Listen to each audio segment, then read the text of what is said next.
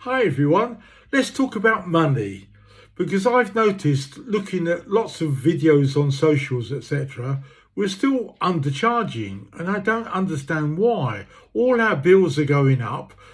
It's now February. In April, just a couple of months away, they're all going to go up and up and up. But are your charges going up? Probably not. I saw on the website today proudly boasting that they will do your boiler check or a CP12 for £35 plus VAT for one boiler. I can't understand that.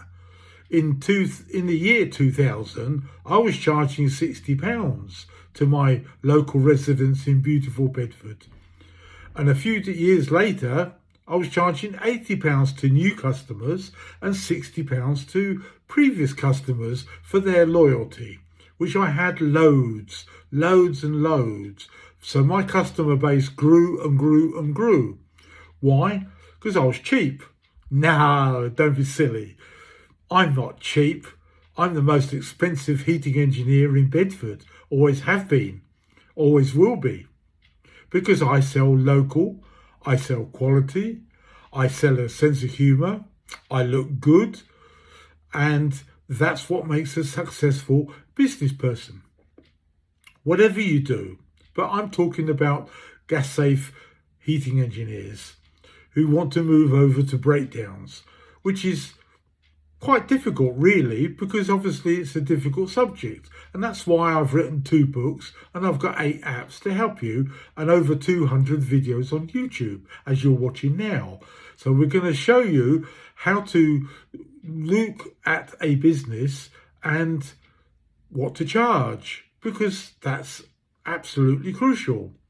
And more importantly, I saw a video the other day when an installer did a job, and about a week later, he was looking for the money. 2 weeks later, he was looking at the money.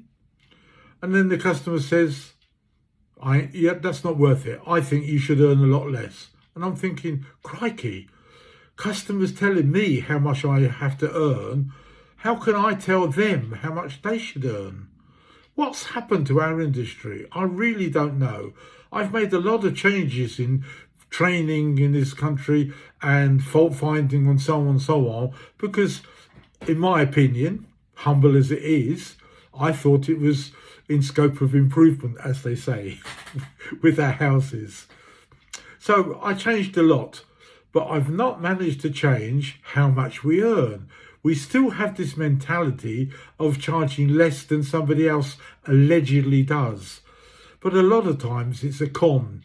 I've been to jobs where somebody said, oh, you need this bit and it's discontinued, you need a new boiler. And it's filtered down to me and I said, no, you don't need a new boiler, you need a couple of bits and pieces, a couple of £100 and it's good as gold. And the customer stayed with me year in, year out. And that's how you run a business. It's being honest and truthful and say, this part needs changing for the latest version. Not a bodge, not chemicals, not nothing. Always repair with the latest parts from the manufacturer. And you always ask them what's wrong with it. Why should I strain myself? I didn't have books in those days. I didn't have Mr. Combi's fault finding book. It hadn't been written. So another thing I'd like to talk about is where to work and where not to work, as I said in that previous video. And one of the places I really got rid of was boilers in the lofts, because you know I hate them. And have a look at this picture of a van parked outside on the street and the boiler's up in the loft. And that's only if it's near. Sometimes, you know, in London and big cities, you have to park miles away and you drag all your tools all the way up the street, through the house, up the steps and, you know, or up the ladder, not up the steps, up the ladder to the far end of the loft. That's a complete waste of time. Don't do it. Just say, I'm sorry. When people phone up, first question is, where's your boiler? If they say in the loft, I say, I'm sorry, you know, I've had a hip joint done and I can't do ladders and steps or anything else like that. I'm sorry, you know, try somebody else. Find your local gas safe engineer from the gas safe website. Put your postcode in. Yep, that's what I used to say. and I got rid of a whole load of people. And I kept my hips and I kept my knees and I kept my back, and I made more money because I only did boilers that were close to the kitchen or in a cupboard, but never in the loft. Got rid of them. Too much trouble, not interested. So let's have a look at a couple of videos and enjoy. And don't forget to subscribe. And I've got more videos on this subject coming up in the next week or so. So all the best and take care.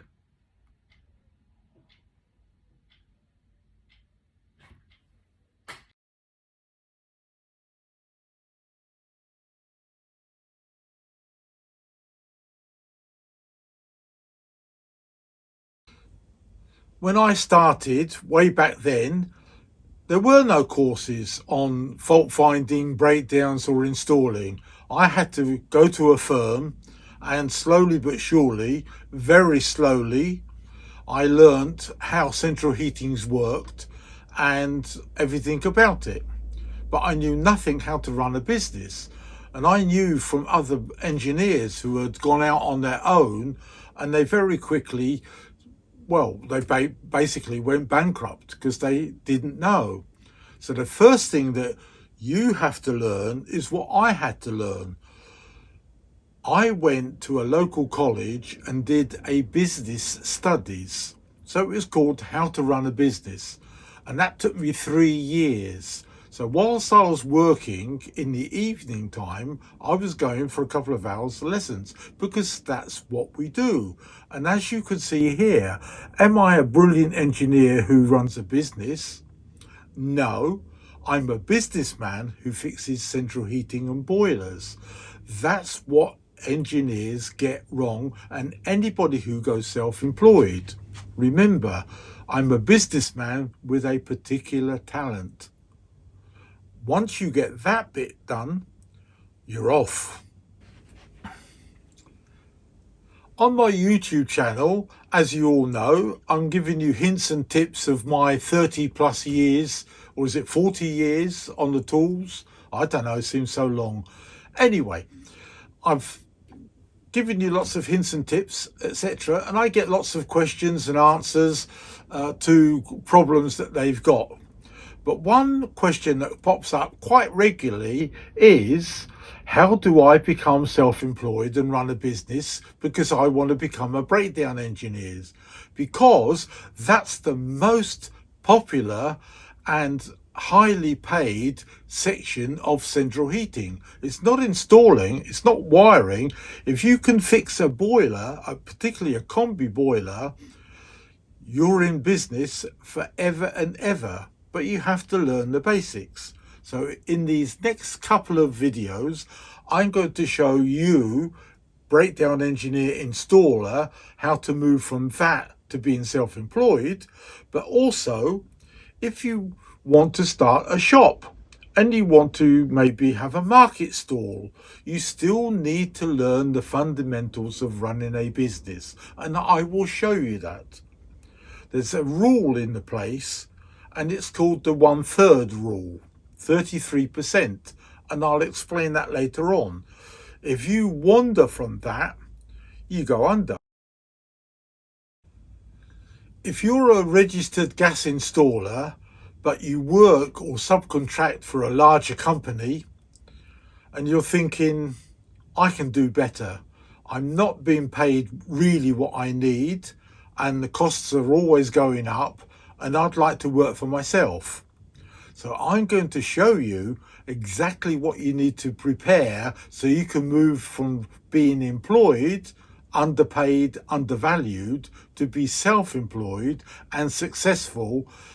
I'm going to show you how to get new clients very easily, what you need to do to promote your business and how to do it, and also, more importantly, your database, so you can keep track of customers and make sure that you keep notifying them of what's going on, special offers, annual boiler check service, whatever. So paperwork is absolutely crucial. So you can be a rubbish engineer, but a good businessman, you're going to succeed. If you're a brilliant engineer and a rubbish businessman, you're going to go out of business and go under. So I'll help you navigate between what you are now and what you can achieve. I've done it. A few people have done it. So before you can go out and start fixing people's boilers and all those faults that come with it, you need to have your database up here ready for any problems. No hot water, stuck diverter, how do you test the pump, etc. Now, obviously, before I wrote my books, this is the wiring book and this is the fault finding book. It was very difficult to read and self-taught all about fault finding, installing and testing. So make sure that you've got these with you and download my apps, as you can see here, which will help you to do your gas rate, heat loss calculations and so on, because that's crucial. That will then give the customer the confidence that they've got the right engineer there and get them to recommend you to others. So it's a snowball that keeps growing and growing, but you have to have that internal confidence to walk in there and say, what's the problem? Right, okay, that's it. I can fix that, no problem. We love this boiler. Let's get on with it. And don't forget, put the kettle on. You don't have to drink it. While they're not looking, just pour it away maybe, or up to you. A good source of income is to find a block of these infills, because here's an example where you've got about 15 identical boilers from the same manufacturer. So that's what I would target to increase my customer base. And the easiest way is to find one person to get me in to then recommend me to all the other flats. And I would offer them free boiler check and discount on their repairs as long as I got at least half a dozen or more new customers. That's a great way forward.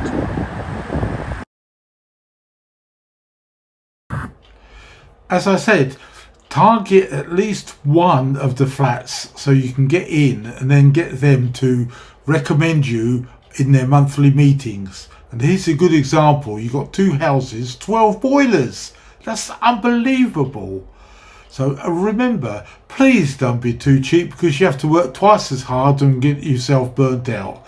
So always charge more, but qualify that you're local, you're reliable. And here's a leaflet that I'm going to show you how to make, so you can put your name, genuine parts and all the rest of the logos that you can put in front of them. So I'm going to make one of these, and in the next couple of videos I'm going to show you exactly how it's done, because these sorts of little A5 leaflets through the door make new customers. Don't forget our special offer. Up until the end of May 24, if you order both books, then we'll include a free CO2 chart where you can show the customer how good or bad the boiler is.